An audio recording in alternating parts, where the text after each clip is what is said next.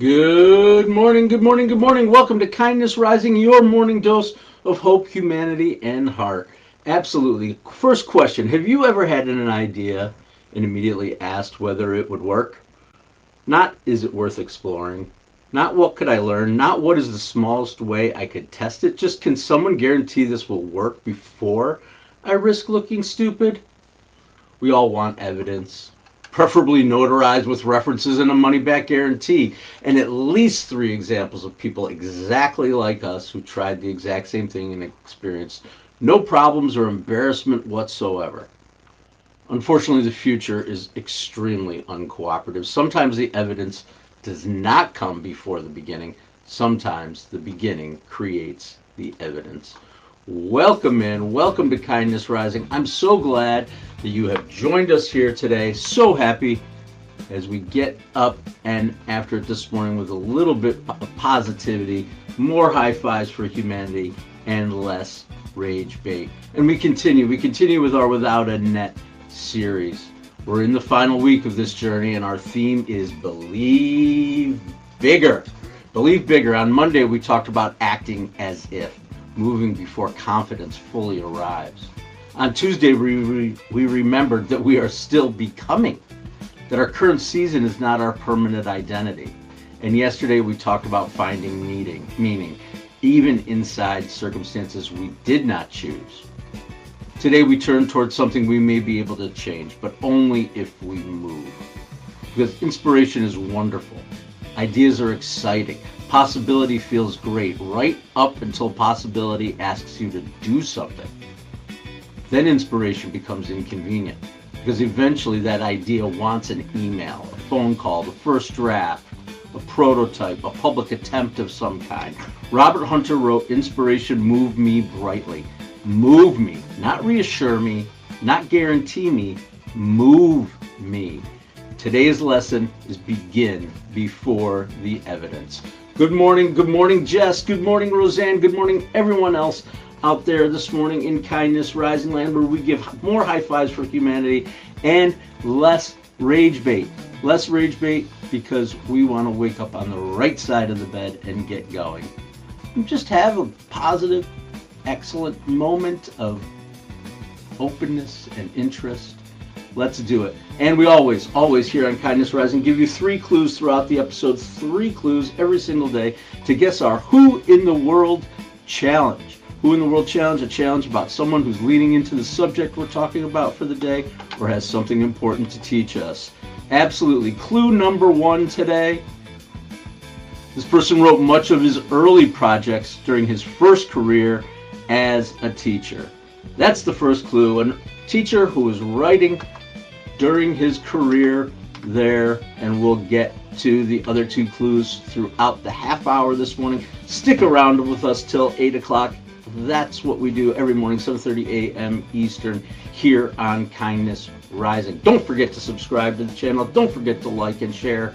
We're here to build a community of kindness, the kindness crew led by people like Jess and Mike Sullivan and Roseanne. Yes, we are a community. And part of our community mission is to do this, to highlight organizations doing good work for good people. And that's what we'll do again today with our Kindness Spotlight. Like I said, every day we highlight an organization doing good work for good people, and today is no different. Today's spotlight belongs to an organization that understands something every writer. Oh geez, I just showed you the freaking writer. I hit the wrong button. I did that twice this week. Okay, life happens. Now you know the answer, but we'll just keep going. Today's spotlight belongs to an organization that understands something every writer eventually learns. The blank page will not prove that you have a story. You have to begin. This is an organization called 826 National Youth Writing. They help young people develop their voices through writing, tutoring, and publishing. Students write stories, essays, poems, and personal reflections, but the most important moment may come before any of that. It's the moment a young person looks at an empty page and decides, I have something worth saying. 826 National does not expect students to arrive with their polished voice. It gives them the place to develop one. They write, they revise, they read their work aloud and try again. And gradually they create evidence that they are capable of more than they assume. A first draft is not a failed final draft. It's the first piece of evidence that the story exists. And so today we shine the spotlight on 826 National and on every young writer willing to place one imperfect sentence on an empty page. Because sometimes the future begins with 4 words. Once upon a time. That's 826 National. Check out their website. Check out the stories that these kids are reading. And that spotlight's important to me too, personally. It's very important to me personally because I have a kid who's now a full-grown adult, 21 years old, who's working on writing as well, and I support that entirely. All of us putting our ideas to paper, our thoughts to share. That's the point, to share. I love stories. I love to write. Sure, writing has an important internal perspective, internal impact, but I'm talking about sharing it. That's where your impact really grows. Good morning, Sully. Good morning, Sully. Busy? Oh, good. I flashed too quickly. I'm glad. Jess? All right. Everybody else out there, subscribe to the channel. Get involved in the community. Join us on our mission to have more high fives for humanity and less rage bait in the morning, 7:30 a.m. Eastern. Get up on the right side of the bed with more high fives for humanity. And listen to our wait. That happened today. Yep, a story from history. A little story from history that happened on this very day in history that might, again, illuminate our subject. And we're not going that far back. I'm sure every one of us perhaps remembers this. It was only 2012, August 6, 2012. NASA's Curiosity rover landed on Mars, and the landing sequence was so complex and dangerous, the engineers referred to it as the 7 minutes of terror. That's a comforting name. Nothing says confidence like calling the final stage of your billion-dollar space mission. Terror. Curiosity entered the Martian atmosphere at tremendous speed. It had to slow down using the atmosphere, deploy a parachute, release a heat shield, use powered rockets, then perform one of the strangest landing maneuvers ever attempted. It was a sky crane that lowered the rover onto the cables and placed it gently onto Mars.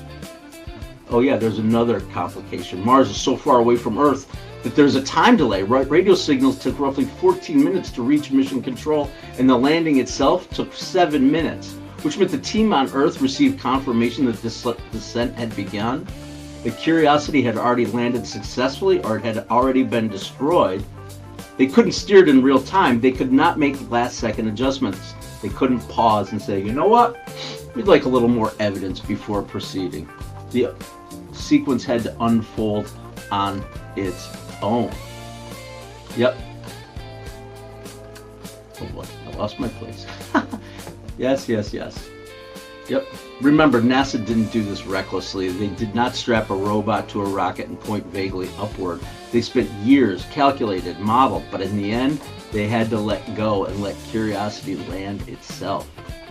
But minutes later, when that signal re-earthed, Curiosity had landed and was exploring Mars. The team learned that they could trust the work they had already done. And yes, that happened. That was the point. The work they had already done happened, and they had to trust it. All right. How about our second clue for today? Anybody ready for another clue? How about you say, Maddie, get a clue. Get a clue. I don't know where my... Okay, we're still having fun. Do, do, do, do, do. Second clue, second clue, second clue, second clue. We'll sing the second clue song. There it is. He found inspiration for his most acclaimed project while reading a book on vacation. Remember our first clue that he was a teacher and wrote much of his early work during that career. And the second clue, he found inspiration for his most acclaimed project while reading on vacation.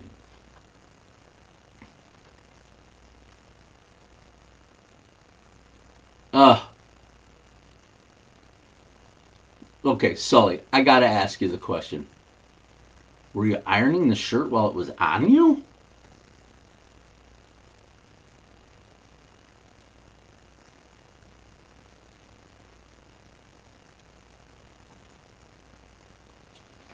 That's my question. Were you ironing the shirt while it was on you? That's the question of the day. All right. Let's move on to another question. Another question. All right. Not another question, another segment. That's what I'm trying to say. Another segment. All right. Now is where we geek out a little bit with our research and our research about self-efficacy. It's a concept strongly associated with a psychologist named Albert Bandura, and it refers to our belief in our ability to organize and carry out actions that are needed to handle a situation. It doesn't mean believing everything will work perfectly or assuming you'll succeed at everything you attempt, and it definitely doesn't mean shouting affirmations at yourself in the mirror until your reflection becomes uncomfortable. Self-efficacy is more grounded than that. It's the belief that I can respond and learn and adjust and take the next action. One of the most important sources of self-efficacy is what Bandura described as mastery experiences. In other words, you try something, you handle part of it, you learn from what doesn't work, and you make an adjustment, then you try again. And gradually you gather evidence that you can respond. We often assume the sequence works like this: confidence, then action, then results. But much of the time, the sequence looks more like this: action, experience, evidence, greater confidence. Confidence isn't always the ticket required for action. Sometimes confidence is the receipt that action gives you afterwards. It's why waiting to feel completely confident can become such an effective way. Such an effective way. I'm waiting until I'm confident. Oh, just one more thing. I gotta wait till I'm confident. I got stitches on my face. Wait till I'm confident. No. That's not it. That's the easiest way to remain stuck. Because it feels like you're waiting for something and you're working on something you created but you're avoiding. This is the important leadership lesson. Leaders often say we want people to grow. We want people to step up. We want them to become more confident. Then we withhold every meaningful opportunity until they've proven they can do it. Some abilities cannot be demonstrated in theory. Some have to be led. Some has to lead the meeting. Someone has to present the proposal, handle the client, or try the new responsibility. It doesn't mean throwing people into situations without support or abandoning your standards. It just means creating a responsible first attempt. Clear expectations, real support, useful feedback, enough safety to learn without treating every mistake as someone's permanent identity. Remember, the first attempt is not the final exam. It's evidence collection. It's true for employees, students, artists, writers, and anyone trying to become something that they have not become before. The first attempt is not the final exam. It is the evidence collection. Ronald Aaron Lopez. Welcome to Planet Earth. Ronald Aaron Lopez, haven't yet been placed into a helicopter aircraft. All right, cool. I'm glad you're here. Welcome. Oh, you iron. Okay, thanks, Sully. I appreciate that. I'm like, oh my gosh. Sully's ironing his shirt while it's still on. I'd have to have a conversation about that. Yeah. Oh, I know that, Sully. That was not in any kind of a way a judgment. It does happen. Trust me. I have burns on my body from bumping into things or grabbing doing stupid stuff, grabbing pans. Like, oh, wait, telling myself it's hot and then grabbing it anyway. I've done that. Anyway, there's no judgment in it, buddy. I was just curious. I actually think it would be really funny. You're like, I gotta run, but this wrinkle, it's got me. Ah! I bet it happens all the time. Oh my gosh. All right. Thanks for joining and sticking around for sure. I appreciate it. I'm glad you feel better, Sully. Yeah. Good. Just keep powering through. Just keep powering through. No judgment, just fun. All right. Without a net. Without a net. That's my whole life. Right? Without a net. Before the first kindness live stream. Oh, I'm going to talk about this. Before the first time I ever went. Holy moly. I had no evidence what was needed. That there was a morning show was important to anyone. Anyone, no matter what size. I was like, all right. But I had that whole idea. One person, maybe one person shows up. The internet isn't exactly suffering for more voices, but they are shortage of voices that do this. Kindness rising, getting up, positivity. That's what I uh, that's what I decided to do. Yep, yep. And certainly the world doesn't need just one more middle-aged man with a microphone and possibly a bandana and a missing tooth. I didn't know that. I didn't know whether anyone would watch or I could sustain or the technology would cooperate. This combination that I'm trying to build and mold over time, kindness, humor, storytelling, whatever else happened to go through my brain, whatever. I didn't know. I just didn't know whether I would be comfortable doing this. Sure, I knew that I could possibly grow into something. I had preparation, experience, ideas, and instincts, but I did not have any proof. And there was no way to get the proof until turning on the camera. And I'm still building my proof. That's the part we sometimes miss. We think clarity is supposed to come first. First, I'll understand the vision, then I'll begin. First, I'll know exactly what the audience wants, then I'll create. First, I'll know whether I can sustain the work, then I'll try. The first episodes were not the finished show, and it's still not finished. You know that. Some segments are working, some don't. Some ideas become part of the format, and others just quietly disappear. And we don't speak of them anymore, although sometimes we do remember. The technology's evolving, the things are changing. My voice is starting to become clearer, I feel like, through repetition and through connection and comfort. The show has taught me what the show needed to become. I didn't discover the show and then begin creating it. I began creating and gradually discovered what the show could become. This is one of the biggest lessons this experience has taught me. Beginnings rarely arrive as some fully formed declaration. We like to imagine a moment. This is my new business, my new book, my calling, my grand vision. But most beginnings are actually quieter. A pilot, a draft, an idea, a rough concept, maybe a small public attempt, an experiment that you're not sure yet how to describe. The first version doesn't have to justify the entire dream. It only has to teach you enough to create the next version. The first step doesn't have to justify the whole journey. It only has to make the second step possible. Think about how much pressure that removes. You don't have to prove that the entire business is going to work today. Yeah, you may need to talk to a potential customer. You don't have to prove that you can write an entire book. Maybe you have to write one page, one paragraph. You don't have to prove that you can completely invent your career. You just need to make a call. Take one class. Have one conversation. You do not have to prove that you are a creator. You may just need to create one useful thing. Yep. Yep. And we want to just keep doing this, repeating it in public, over. That's what I've been doing. Starting uncomfortable and repeating. Reps, reps, reps. It's so simple, right? It's a very efficient personal development strategy if your goal is to grow slowly and grow over time. That's what each episode is creating here. Creating evidence. I can do this. I can recover when something goes wrong. I can improve and find my voice, build my rhythm, and create my connection. The evidence is coming after the beginning.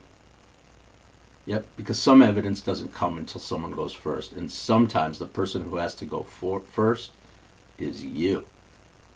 Thank you for joining me here on Kindness Rising every single day, 7:30 a.m. Eastern, where we get up and get after it. Don't forget to subscribe to the channel. Get involved in the chat with awesome people like Mike Sullivan and Ronald Aaron Lopez, who came to join us today, and Roseanne and Jess, who both are listening and doing other things, and I appreciate that. That's what we do. People pop in and out. You can listen. That was what I hoped would happen, and now you're helping me prove it. You're helping me prove it by coming back every single day. And you help me. It motivates me to come back every day. There are days when I didn't want to come back. I got to get up and do this right now. I don't want to. But then I do. Then I do want it. I actually love doing it 99.5% of the days. All right. Let's get into something else here. Something else that'll be something, some kind of fun here. We're doing all right. Okay, we're guessing. We're on our Who's Who, Clue 3. I think perhaps I flashed it earlier. Howdy from Erie, Jerry. I did not know that. Thank you for telling me that. I love seeing where you're from. Jerry Ginger's out there doing his daily walkabouts with his animals and sharing his gingerbread life. But I didn't know it was happening in Erie. Oh, you're in Erie, PA. Okay, never mind. You're on the road. Okay. All right. Well, on the road again. Jerry Ginger's on the road again. Wrote much of his early projects during his first career as a teacher. Clue number 2, he found inspiration for his most acclaimed project while reading on vacation. Brienne, welcome. How's it going? Oh, you guys might not see Brienne's comment. She's over on LinkedIn joining. I am so glad you're here. Yep, I'm still doing it, Brienne, every single day. Every single day. Are you coming back to us? What's going on? Come see me on LinkedIn. I'd love to talk to you, Brienne. Oh, you're headed to Utica. Dude, that's right around the block from me. All right, we're clue number 2, finding inspiration for his most acclaimed project. I'm going to get back to Jerry and Brienne after I give you this third clue. He transformed a chapter of American history into a cultural phenomenon built around rhythm, rhyme, and reinvention. Yep. Sully, I think you put his name out there. Yep. All right. Let's do our compass and we'll get back to chatting with Brienne and Jerry and Sully and Roseanne and Jess and whoever the heck else wants to jump in and say hello. Good luck in Utica, Jerry.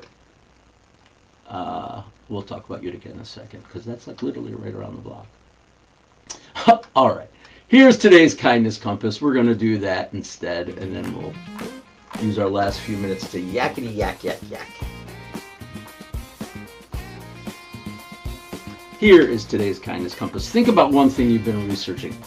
You've been discussing it, planning it, or imagining it without actually testing it. Maybe it's a business idea, a creative project, or maybe it's just a simple conversation that you want to have with somebody. How about a new habit? Mom, you and I were talking about new habits yesterday. Now ask, what is the smallest responsible action that would create new evidence? Not the biggest action, not the most dramatic, the smallest responsible action. You're not launching your entire business. You're talking to one potential customer. You're not writing the entire book, just one page. Maybe you're building one lesson in a course. You don't have to redesign your whole life. Just make one appointment. Don't wait until you feel like creator. Publish one useful thing. And don't demand certainty about a relationship. Just have one honest conversation. That's it. Don't make the whole dream prove itself today. Create one piece of evidence and begin anyway. That's it. That's the kindness compass. Yes. Aww. Go get your baby, Brienne. Yep. God, that baby's got to be getting big. It's got to be 6 or 7 months now, right? Anyway, for aid, yes. Lin-Manuel Miranda.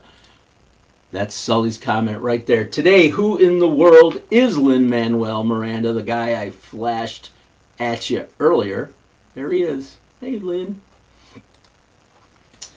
He was reading Ron Chernow's biography. Did anybody read it? The biography of Alexander Hamilton? While on vacation, and he began imagining his life, Hamilton's life, through the language of energy and hip-hop.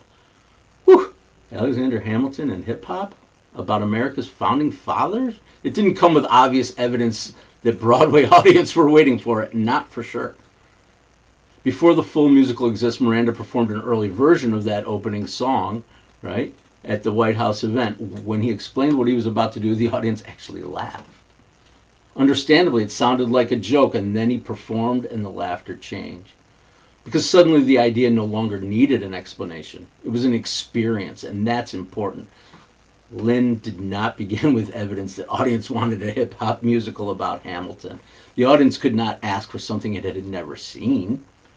He wrote one song, then another, kept developing the idea, researched, revised, tested, performed, listened, and built, until something that once sounded ridiculous began to feel just inevitable.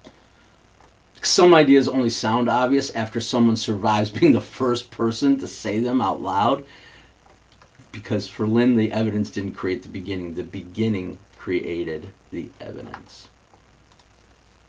That's Lin-Manuel Miranda. Yes. All right, Brienne, go feed your baby if you haven't already. Sully, thanks for sticking around and guessing. And does anybody want to share their thoughts about Hamilton or Lin-Manuel? I'd love to hear them. Did you see Hamilton?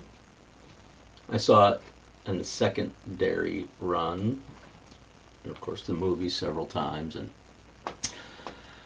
yeah, I was obsessed for a while myself, for sure. For sure, obsessed with Hamilton. It was on, and I will highly recommend to you, if you haven't already experienced it, even though it's not the hottest pop culture thing right now.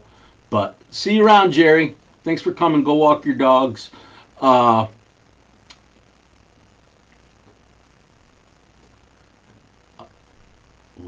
Sounds like a wheelchair filmed with FDR is in a wheelchair with machine guns. Oh, yeah. Exactly. Have you seen it, Sully? Have you seen Hamilton? I don't know about an FDR movie in a wheelchair with machine guns, but I might be interested in that. Interesting idea. But if you haven't seen Hamilton, I highly recommend it. And the point that I was also trying to make is, what was the other point I'm trying to make? Hamilton, I don't know. Oh, it's called the Hamilton Mixtape on Spotify. If you get into Hamilton and you know the story and you start to get to know the music, listen to the Hamilton Mixtape. It's other artists interpreting Hamilton, and it's actually really, really good. Really good. And Sully, I would highly recommend that you check out Hamilton as a cultural experience. And I know you're into the history, so you should definitely do it. It streams on the Disney, I think, and you can probably find it on YouTube and other things if you're interested. And not just Sully, everybody out there, I recommend Hamilton too. Absolutely. Groundbreaking and super entertaining and interesting. You got to watch it a couple of times or have the I would also recommend, actually, if you're going to watch it on Disney, have the subtitles on, because they go fast and the words are important. They're good. All right, we're winding down here on Kindness Rising, your opener for Mornings in the Lab. Hello, Sphered Rook. Yep, you are here. It is you again. Thanks for joining in the morning, 7:30 a.m. This is my background every single morning, 7:30 a.m. I'm down here in my little studio, and then when I go live other places too. So get used to seeing this background if you're joining at 7:30 a.m. Eastern. All right, let's do this thing. Let's weave the thread. That's what we do at the end of every show. We weave the thread. Robert Hunter wrote, "Inspiration moved me brightly." Move me. Not reassure me, not guarantee me, not provide complete evidence of where this will end. Just move me. On Monday we acted as if, Tuesday we remembered that we were still becoming, and Wednesday we looked for meaning inside a difficult room. Today we begin not recklessly, not blindly, not without preparation. We begin because there becomes a moment when another hour of thinking is not going to produce another useful answer. The answer is waiting inside the attempt, and some evidence can't exist until someone goes first. So write the first sentence, sing the song, run the experiment, and make the call. Build version 1, because the first attempt is not the final exam. It's evidence collection. The first step doesn't have to justify the whole journey. It only has to make the second step possible. So begin before all the evidence arrives, because some of the evidence is waiting for you to create it. And we'll continue creating evidence tomorrow morning, 7:30 a.m. Eastern, right here on Kindness Rising. Until then, stay uncommon and stay kind.